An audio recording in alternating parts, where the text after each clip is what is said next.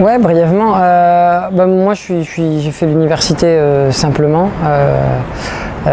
J'ai fait ce qu'on appelle un master en production végétale et j'ai doublé ça avec un master 2 en production végétale, mais plutôt orienté ressources tropicales, on va dire. Donc, l'envie, c'était pas trop de travailler en métropole, c'était plutôt de travailler dans le développement et de travailler à l'extérieur.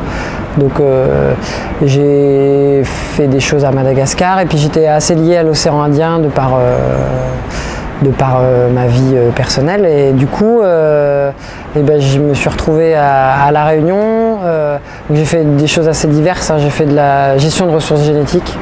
Donc gestion de ressources génétiques à La Réunion, hein, vraiment sur des légumes réunionnais. Moi, j'ai toujours fait que du maraîchage, presque, à 90%. Donc gestion de ressources génétiques en maraîchage.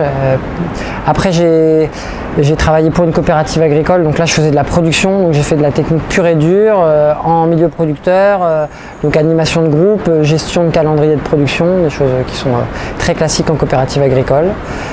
Et puis gérer leurs petits problèmes divers et variés, les alertes rouges, voilà.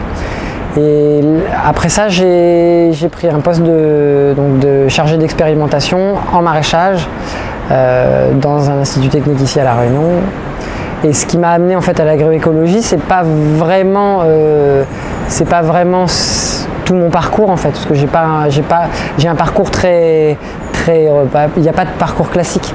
J'ai un parcours, on va dire, très cartésien.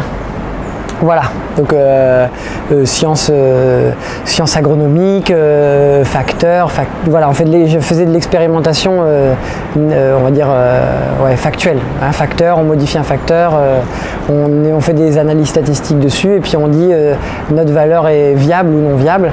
Et donc je suis venu à l'agroécologie par les appels à projets, hein, de toutes les histoires d'éco-phyto, de réduction de production, d'utilisation de produits phytosanitaires en agriculture.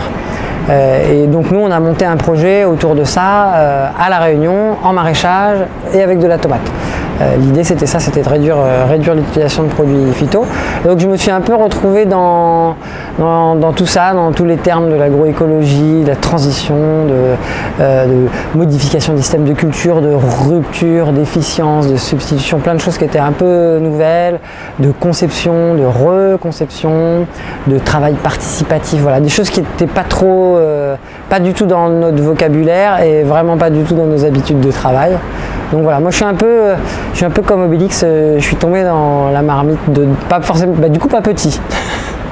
J'y suis pas venu par contrainte, j'y suis venu parce qu'il y avait un intérêt quand même, il y a un intérêt sociétal à le faire et puis il y avait un intérêt personnel à vouloir modifier les choses et en tant qu'institut technique, on se doit d'être à ce niveau-là de modification. On peut modifier des choses, des systèmes de culture simplement en modifiant, voilà, en faisant des essais de variété et puis de dire cette variété-là est meilleure que la variété actuelle. Puis on peut faire aussi des modifications qui sont beaucoup plus supérieures dans le système de culture, de modifier des choses qui sont au-delà de juste un seul facteur dans le système de culture. Voilà.